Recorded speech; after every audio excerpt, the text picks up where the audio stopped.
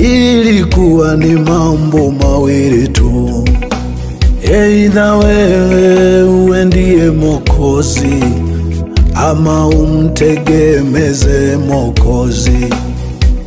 Yani wewe uwe Yusufu, ama uwe ndiye Musa, ama uwe ndiye Yoshua alivyokuwa nyuma ya Musa, ama uwe ndiye Elia, ama Elisha alivyokuwa nyuma ya Elia, ama uwe ndiye Debora, ama Esita uiokoe jamii yako, ama uwe ndiye Daudi umwangushe Goliati, ama uwe kama ilivyokuwa timu ya Danieli, Shadraka, Meshaki na Abednego, ama wewe uwe Yesu, ama mitume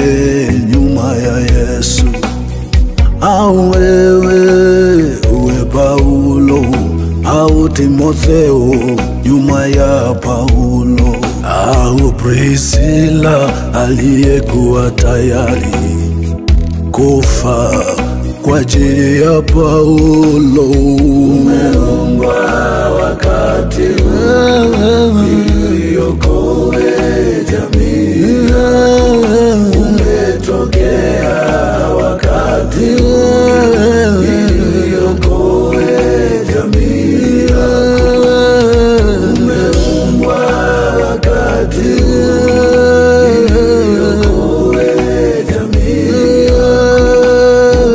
umetokea wakati uliokoe jamii yako.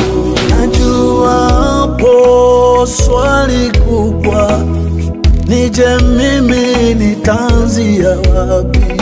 Ndiyo maana imeandikwa, uwe hodari na moyo wa ushujaa mwingi. hodari, shujaa huwazaliwi akiwa hivyo. Hodari, shujaa hutengenezwa kuwa hivyo. Ndiyo maana ninashauri, tafuta ibada zikutengeneze hivyo.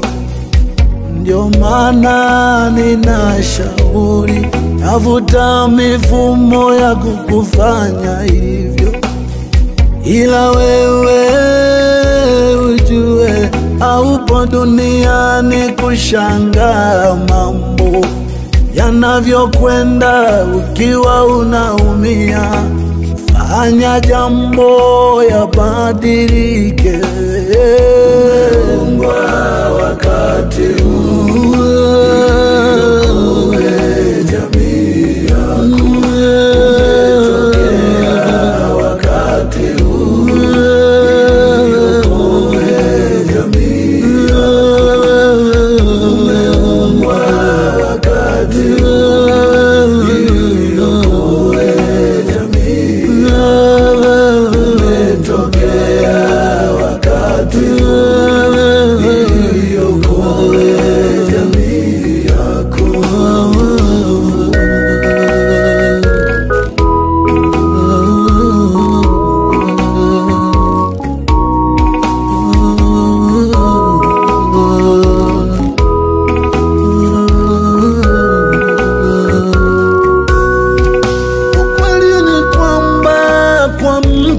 mmoja dunia iliharibika. Ukweli ni kwamba ni kwa mtu mmoja hii dunia inaweza tengenezeka. Hakuna ajionaye kuwa ni yeye kapewa kazi hiyo. Ni wewe kujiteua na kuwa radhi na yale yatokanayo. Hakuna mtu mahususi aliye na wajibu. Ni wewe kujitokeza na kutaka kuwa mtu huyo. Agizo la Mungu mwenyewe alituagiza wote tutulize mioyo ya watu. Hakuspecify ni nani ambaye atanyosha mapito ya Bwana jangwani. Imeandikwa, ufalme wa Mungu unatangazwa na atakaye ujingiza kwa nguvu. Najua inatisha, ila Mungu alikuumba unayetisha. Ametumia hali nyingi kukubadilisha ili ufanane na upepo huu. Ndio maana kuzaliwa kwako ama kukua kwako kumejaa maajabu. Ni ili ufae kwa ajili ya wakati huu. Umeumbwa wakati huu, uokoe jamii yako. Umetokea wakati huu, uokoe jamii yako. Umeumbwa wakati huu, uokoe jamii yako. Umetokea wakati huu, uokoe jamii yako. Jambo kubwa ulijue, hakuna atakaye kupisha. Kwa maana atanayeua ama kuharibu anajua hivyo, ndio anaokoa jamii. Zaidi sana walioharibu sana wanajua wakikupisha utawapa adhabu kubwa.